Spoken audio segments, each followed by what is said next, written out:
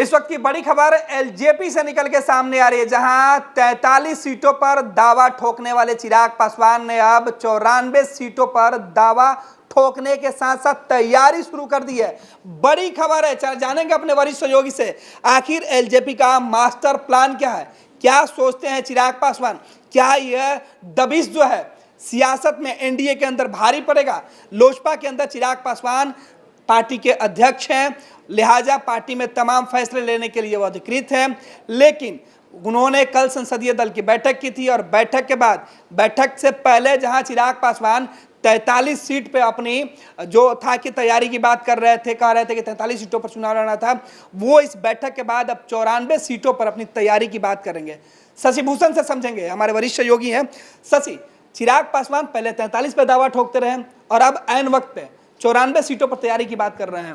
देखिए, हमने कल ही एक खबर बता दी थी जब बिहार प्रदेश संसदीय बोर्ड की बैठक हो रही थी लोक जनशक्ति पार्टी की, तो उसके बाद ही हमने ये बता दिया था कि 94 सीटों पर तैयारी जो है वो लोक जनशक्ति पार्टी ने की है। और इसको बजाबता जो प्रदेश संसदीय बोर्ड के अध्यक्ष हैं राजू तिवारी, जो विधायक भी हैं लोक जनशक्ति पार्टी के, उन्होंने इस बात को मतलब ये तैयारी के संबंध में जो लिस्ट थी और जानकारी थी वो चिराग पासवान को दे दी थी।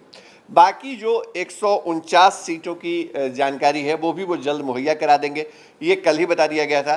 चिराग पासवान ने अब एक बार फिर से राजू तिवारी की तरफ से जो कल बयान आया था उस पर मुहर लगा दी है ट्वीट करके। और गणेश, ये मुहर अपने आप में एनडीए के ऊपर बड़ा एक कह सकते हैं, जो दबिश की बात आप कह रहे हैं कि सहयोगी दलों के ऊपर दबाव की राजनीति, उसमें चिराग पासवान ने एक कदम और आगे बढ़ा दिया। और चिराग पासवान का मास्टर प्लान वाकई मास्टर प्लान है, और वो मास्टर प्लान एक्टिवेट करते हुए उन्होंने अपनी पार्टी के नेताओं को कल जो बैठक की थी उसमें स्पष्ट तौर पे कहा कि हमारे पास खोने के लिए कुछ भी नहीं है। विधानसभा स्तर पे हमारी जो ताकत है वो ताकत बहुत न्यूनतम स्तर पे है, हमारे 2 विधायक हैं, और ऐसी स्थिति में हमारे पास खोने के लिए कुछ नहीं है और पाने के लिए सारा जहां है। तो जाहिर तौर पे अब चिराग इसी नीति के साथ आगे बढ़ रहे हैं। चिराग पासवान ने अपनी पार्टी के नेताओं को कहा है कि वह किसी भी स्तर में या किसी भी स्थिति में एनडीए के अंदर जो वास्तविक ताकत है लोक जनशक्ति पार्टी की, जितनी पार्टी समझती है कि हम इतनी सीटें जीत सकते हैं लेकर के, अगर उन सीटों पर बात नहीं बनती है तो हम सभी सीटों पर अकेले चुनाव लड़ सकते हैं। ये अंदर खाने की बात है। चिराग पासवान ने 94 सीटों का जिक्र किया है, जिसका जिक्र कल राजू तिवारी ने किया था। और चिराग पासवान वाकई गणेश चाहते क्या हैं वो हम बताने जा रहे हैं। चिराग पासवान 2005 में जो विधानसभा चुनाव हुए थे फरवरी के महीने में, उस स्थिति को दोहराना चाहते हैं। आप याद करिए, 2005 में 2 दफे चुनाव हुए बिहार के अंदर, एक फरवरी का महीना और दूसरा अक्टूबर का महीना। जब फरवरी के महीने में चुनाव हुआ था बिहार में, तो चिराग पासवान उस समय भले ही राजनीतिक तौर पर सक्रिय नहीं थे, लेकिन उनके जो पिता थे रामविलास पासवान, उनके पास जो है सत्ता की चाबी थी। और वो कहते थे कि बिहार में बंगले के पास चाबी है, जो उनका जो चुनाव चिन्ह था उसके पास चाबी है। और 29 विधायक अकेले लड़े थे चिराग रामविलास पासवान उस वक्त। लोक जनशक्ति पार्टी 29 विधायक लेकर के आई थी और लालू यादव की पार्टी को बहुमत नहीं मिला था। राष्ट्रीय जनता दल को रामविलास पासवान ने शर्त रख दी थी कि आप 2 मुख्यमंत्री बनाइए, एक दलित और एक अल्पसंख्यक उप मुख्यमंत्री, तो हम बात आगे बढ़ाएंगे।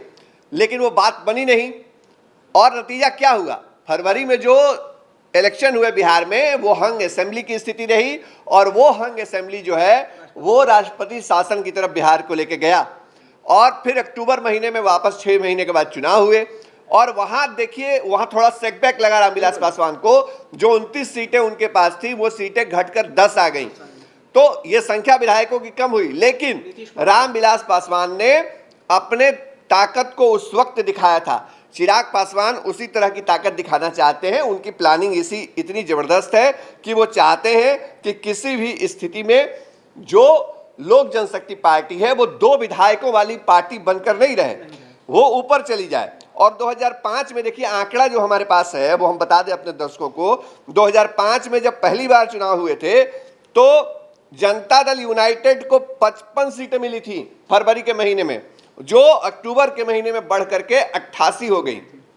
भारतीय जनता पार्टी को फरवरी में 37 सीटें मिली थी। जब राष्ट्रपति शासन के बाद चुनाव हुए तो वो सीटें बढ़ करके 55 हो गई।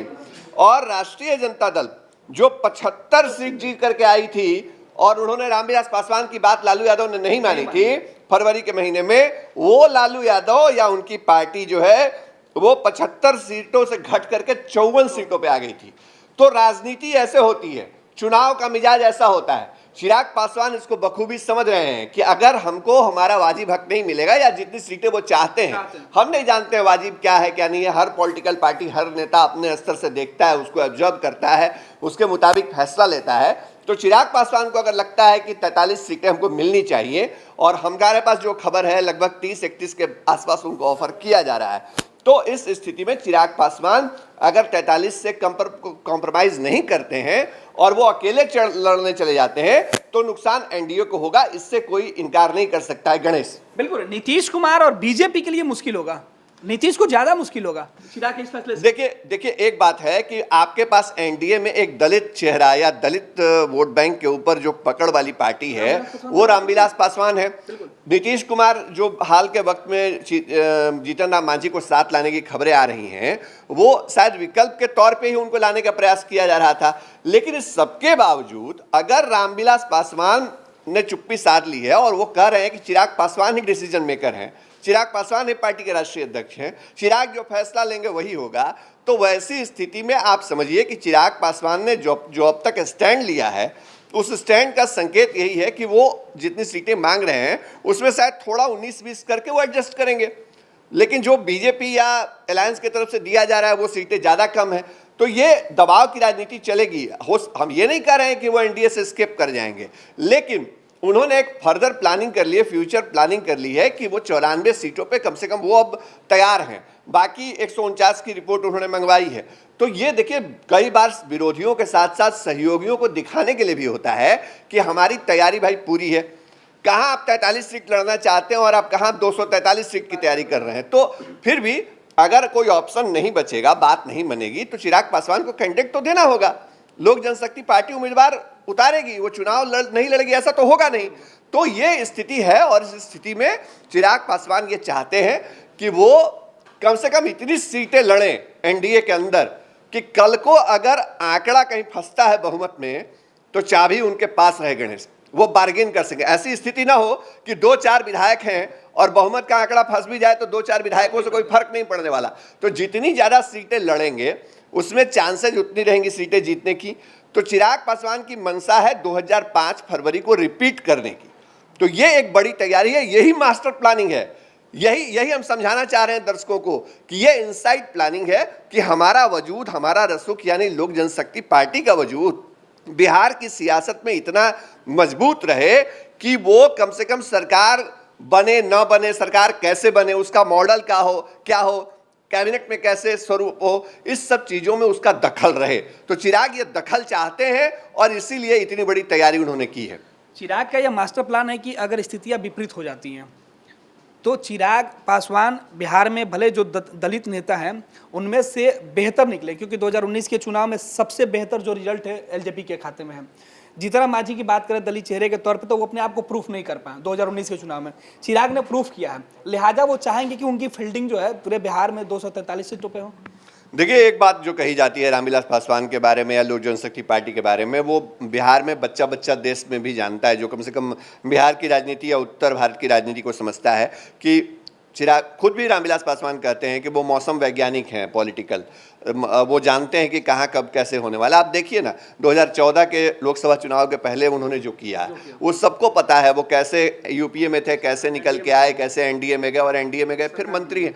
तो ऐसी बात नहीं है, जब भी सरकार बनती है तो उसके पहले उनका कुछ फैसले सही होते हैं उनके, और इसलिए उनको मौसम वैज्ञानिक कहा जाता है। तो इस बार क्या मौसम वैज्ञानिक के तौर पे उनकी भविष्यवाणी सटीक होती है, चिराग पासवान का अनुमान जो उनका ऑब्जर्वेशन है वो सही निकलता है, ये कई सवाल हैं जिनका जवाब अभी तो गणेश हम भी नहीं दे सकते हैं। लेकिन ये बात है कि चिराग पासवान ने ये तय कर रखा है कि वो कम से कम अब 2 विधायकों वाली पार्टी, लोक जनशक्ति पार्टी को बिहार में नहीं रहने देंगे।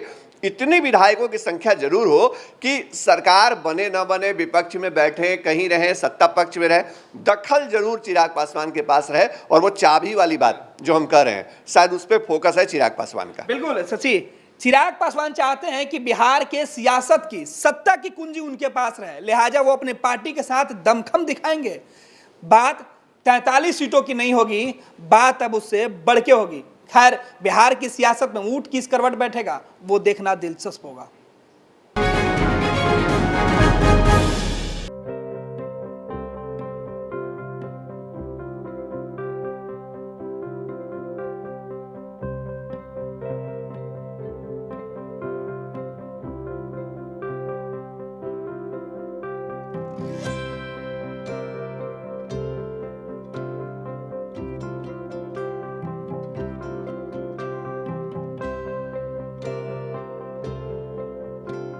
एक जिंदगी बचाने वाले को हीरो कहते हैं और 1000 जिंदगी बचाने वाले को health care worker. Our heart never hardens, our temper never tires. Our touch never hurt. We value what we do. We at Paras work for cause, not for applause. Lockdown के समय, lockdown के बाद हम हैं आपके साथ।